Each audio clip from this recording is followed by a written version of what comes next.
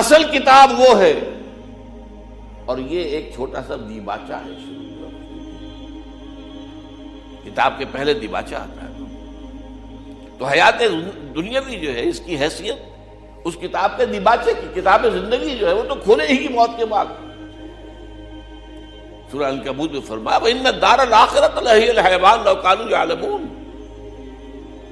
حقیقت میں تو آخرت کا گھر ہے، اصل گھر، وہ اصل زندگی ہے۔ اللہم لا عیش الا عیش الآخرہ،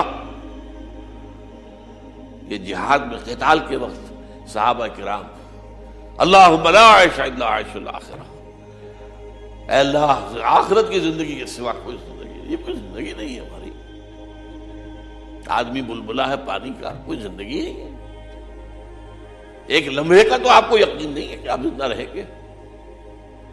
ہاں بھلائے رکھیں اپنی موت کو، دوسری بات ہے، کیا پتا مسجد سے نکلیں اور راستے ہی میں کہیں آپ کا ایکسیڈنٹ ہو، کیا پتا؟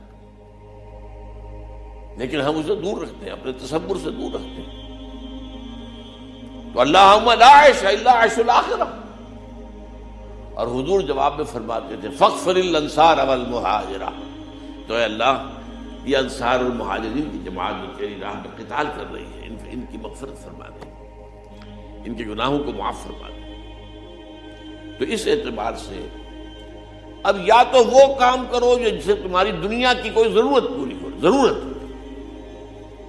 یہ نہیں کہ دنیا کی خواہشات جو ہیں وہ تو سمجھئے کہ طول عمل پھیلتا جاتا ہے ربڑ کی طرح معاملہ۔ ضرورت ایک ہے تعیش، فراوانی، زیادہ سے زیادہ سہولتیں، یہ نہیں ضرورت۔ یا تو دنیا کی کوئی ضرورت پوری ہو، اور یا آخرت کے اندر انسان کو اس کا اجر و ثواب مل سکے۔ اس دو کے علاوہ کسی تیسرے کام کے لیے یہ زندگی کا کوئی لمحہ ضائع کرنا، یہ ایمان اور اسلام کے منافی ہے۔ اس کا مطلب ہے آپ کو آخرت پر یقین نہیں۔ یہی وجہ ہے سورہ مومنون میں فرمایا قد افلح المؤمنون الذین هم فی صلاتهم خاشعون والذین هم عن اللغو معرضون۔ لغو کام کہتے ہیں جو بے فائدہ، بیٹھے ہیں تاش کھیل رہے ہیں، بھائی کون سی تمہاری دنیا کی ضرورت پوری ہوئی یا تم نے آخرت میں کچھ کمایا؟ اس سے ایک اصطلاح ہمارے یہاں پیسٹائم، وقت گزارنے کے لیے مشغلہ، یہ وقت ایسی حقیر شے نہیں ہے، تو اس کا پوٹینشل ہے، اسی سے بنا سکتے ہو آخرت کو، اللہ کے لیے اجر اللہ کے ہاں سے اسی وقت کے ذریعے سے کماؤ گے، یہ ضائع کرنے کی شے نہیں ہے۔ وقت گزاری کے مشغلے یہ انہی کے لیے ہوں گے کہ جن کو آخرت پر یقین نہیں، ورنہ کیسے ممکن ہے جو وقت ملا ہے اگر آپ سبحان اللہ والحمد للہ ولا الہ الا اللہ واللہ اکبر اسی کا ورد کیجیے، ہر کلمہ جو ہے وہ جنت میں ایک پودا بن جائے گا آپ کے لیے، وہاں جا کر آپ باغ کاٹیں گے، وہ جو بھی باغ ہوگا وہ آپ کے پاس ہوگا۔ وقت ضائع کیوں کر رہے ہیں؟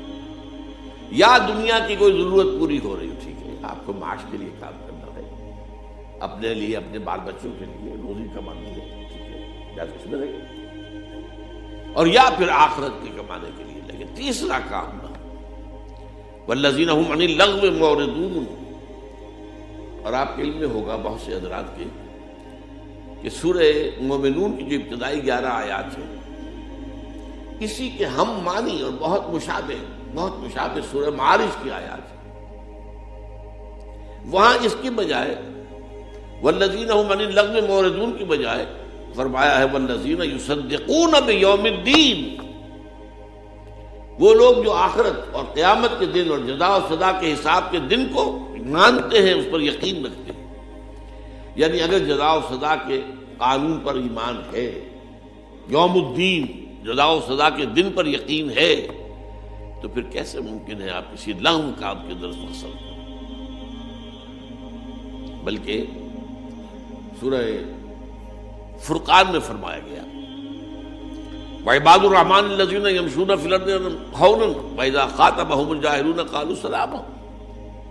اور اسی میں آتا ہے کہ وہ لغو میں اذا مروا باللغو مروا کراما، وہ لغو کام کی طرف متوجہ تو ہوتے ہی نہیں، خود کام کریں، خود جائیں کہیں لغو کام کے لیے نہیں. اگر کہیں گزر ہو جائے اتفاق سے، آپ جا رہے تھے، جانا ہے کہیں سڑک پر جا رہے ہیں تو آپ نے دیکھا ڈگڈگی بجی ہے، لوگ جمع ہو رہے ہیں، کوئی کھیل تماشا ہوگا، کوئی مداری ہوگا، کوئی کرتب دکھائے گا، کوئی دھوکے دے گا، کوئی ہنسائے گا، کوئی یہ کرے گا، کوئی پیسے آپ سے رہے گا. اب آپ اس میں متوجہ ہو جائیں، اس کا مطلب ہے آپ نے وقت کی قدر و قیمت کو نہیں سمجھا. وَإِذَا مَرُّوا بِاللَّغْوِ